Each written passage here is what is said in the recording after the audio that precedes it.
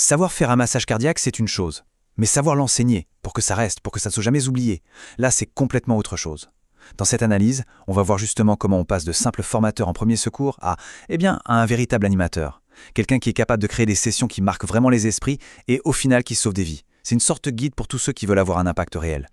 Alors qu'est-ce qui fait vraiment la différence? C'est pas juste la maîtrise technique des gestes. La réponse, et c'est ce qu'on va voir ensemble, c'est un vrai changement de posture.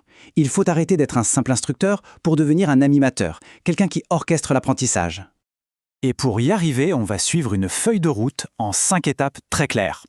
D'abord, on va parler de la mission essentielle du formateur. Ensuite, point crucial, la maîtrise de la communication. Puis, on verra comment préparer l'espace, comment animer la session, et pour finir, quels sont les outils indispensables. Allez, on y va! Commençons par la base, le fondement de toute cette approche. Le point de départ, c'est de bien comprendre que le rôle d'un formateur, ça va bien au-delà de la simple transmission d'informations. L'objectif, le vrai, c'est de créer un environnement où chaque personne se sent en sécurité, engagée, et surtout où elle perçoit l'utilité directe de la formation pour son quotidien, pour son travail. Parce qu'au final, il ne s'agit pas seulement de savoir, mais d'avoir la confiance de savoir faire, quand chaque seconde compte. On passe maintenant à la compétence la plus critique de toutes. Honnêtement, si la formation était un moteur, la communication, ce serait le carburant. Sans elle, rien n'avance, tout simplement. Bon, le modèle de base, sur le papier, il a l'air simple. Un formateur envoie un message, un apprenant le reçoit. Point. Sauf que dans la réalité, cette transmission est très rarement une ligne droite sans aucun obstacle. En fait, il y a plein de parasites qui peuvent venir brouiller le message. Ça peut être le bruit dans la salle, la fatigue de quelqu'un, ses propres croyances, ou même un jargon un peu trop technique. Tous ces filtres, ils déforment l'information. Un bon animateur, il est conscient de ça tout le temps. Cette simple phrase, elle résume parfaitement tout le défi. Entre ce qu'on pense dire, ce qu'on dit vraiment, et ce que l'autre personne en face comprend, il peut y avoir un monde. C'est fou. Et ça illustre le phénomène à la perfection. C'est exactement comme dans le jeu du téléphone arabe. Une information toute simple au départ peut arriver complètement transformée à la fin. Sauf que dans une formation au premier secours, les conséquences, elles peuvent être critiques. Alors, comment on lutte contre cette déperdition? La clé, c'est d'être proactif. Il faut multiplier les canaux. On explique à l'oral, on montre avec un visuel et surtout, on fait pratiquer. Et on n'arrête jamais de vérifier la compréhension et de reformuler les points essentiels. Pour que la communication soit vraiment percutante, on a plusieurs outils à notre disposition. Il ne s'agit pas seulement de ce qu'on dit, mais de comment on le dit.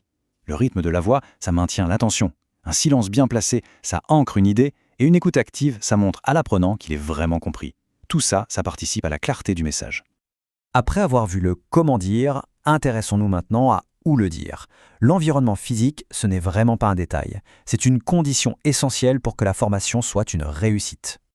Préparer sa salle, c'est un vrai acte de professionnalisme. Une salle qui est bien agencée, où tout est prêt et tout fonctionne, ça envoie un message fort de respect aux apprenants. Et puis, ça permet de se concentrer sur ce qui compte vraiment, l'apprentissage.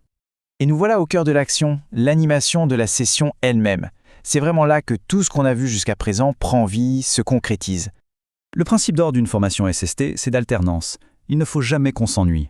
La théorie, elle doit être brève, aller droit au but, pour laisser un maximum de temps à la pratique, parce que c'est en faisant qu'on apprend réellement à sauver des vies.